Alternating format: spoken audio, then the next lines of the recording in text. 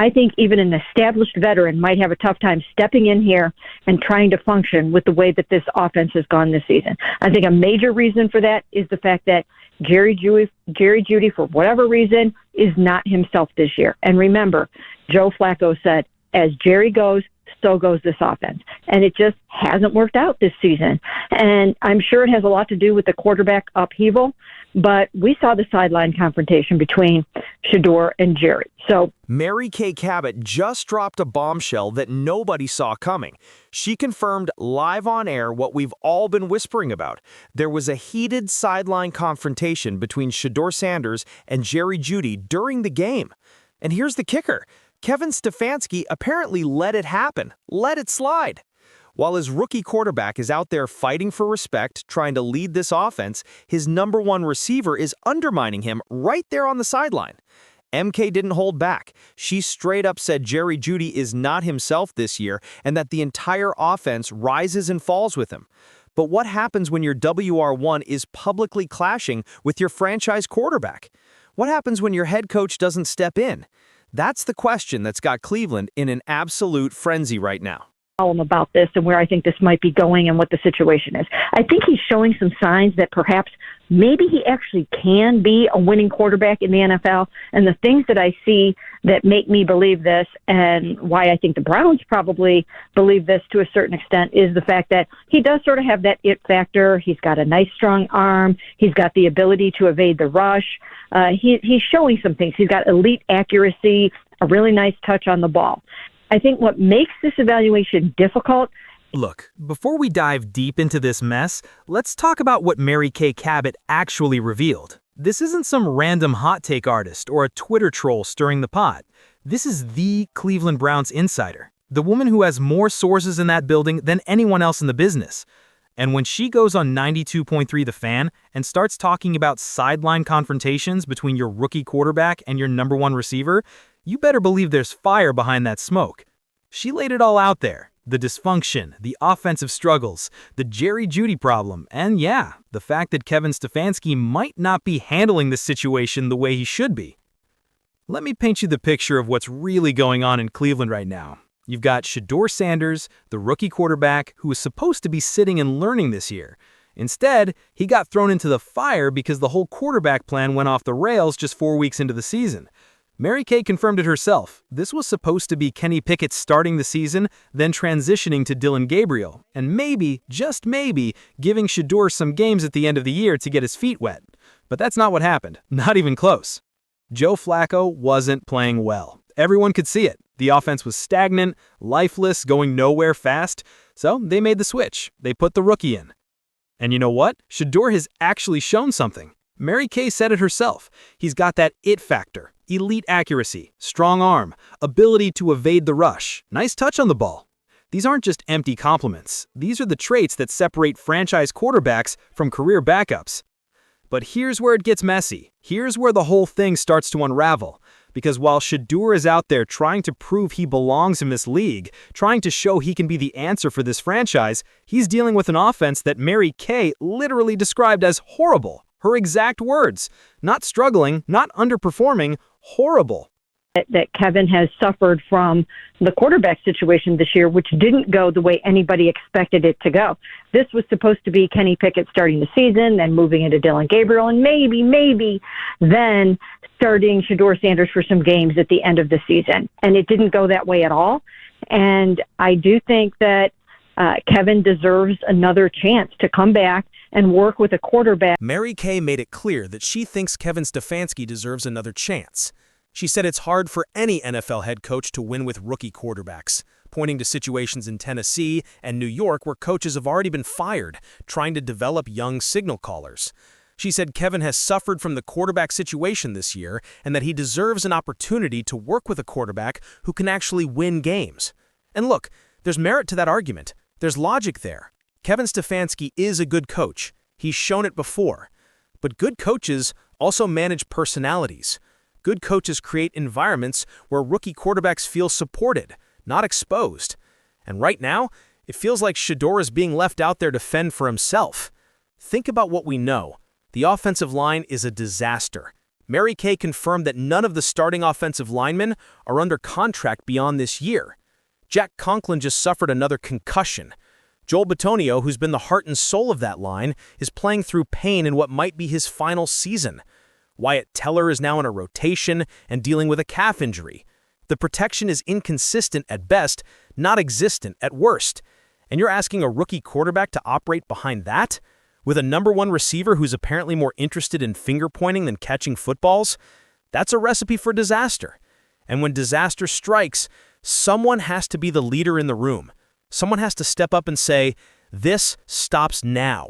We're going to protect our quarterback, we're going to have his back, and if you're not willing to do that, you won't be on this field. That's what great coaches do. That's what leader coaches do. Still driving me nuts. And it wasn't just that maybe they should have called a timeout because they were all discombobulated. I don't grasp the analytics on that, Mary Kay. The football sense, to me is your defense is pretty good.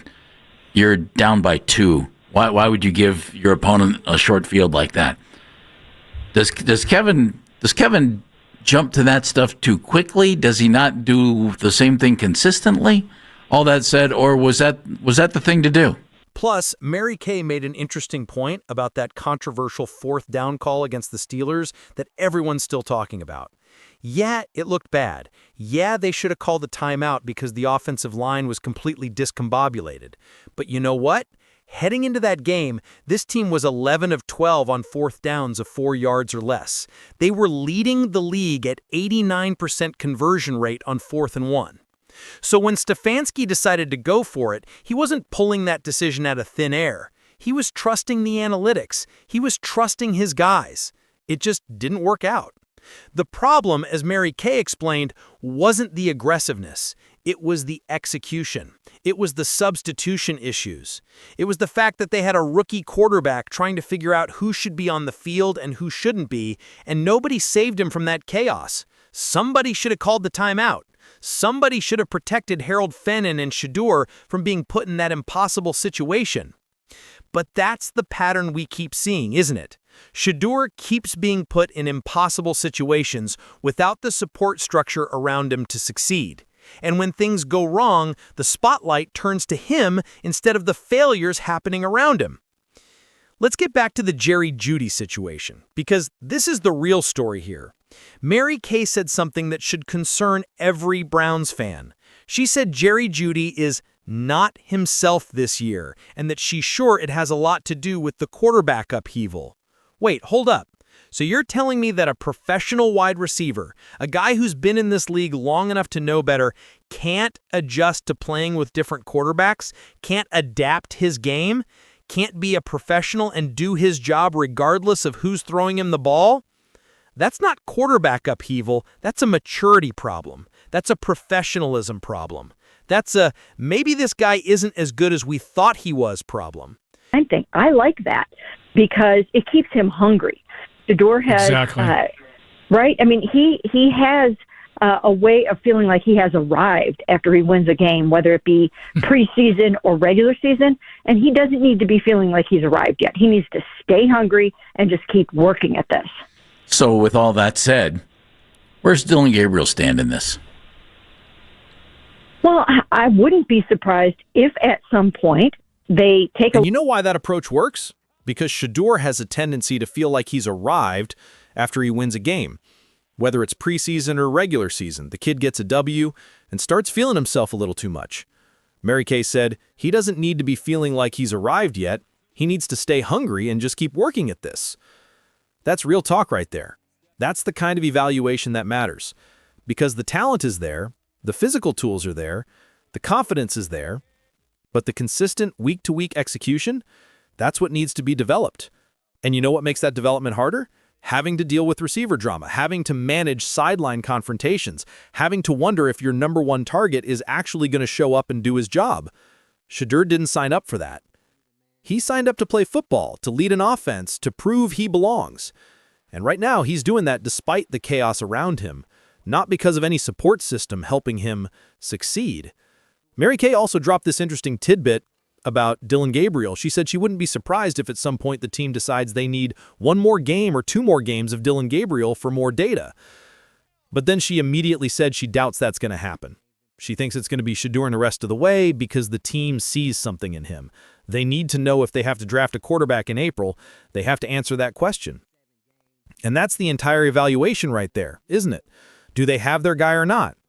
And how are they supposed to answer that question when the offense around him is, in Mary Kay's words, horrible? When the offensive line needs a complete overhaul? When the number one receiver is having sideline confrontations instead of catching touchdowns? It's an impossible evaluation, which means Shedeur is being set up to fail. And if he fails, if this experiment doesn't work out, it won't be because he couldn't play. It'll be because the organization didn't give him the tools to succeed.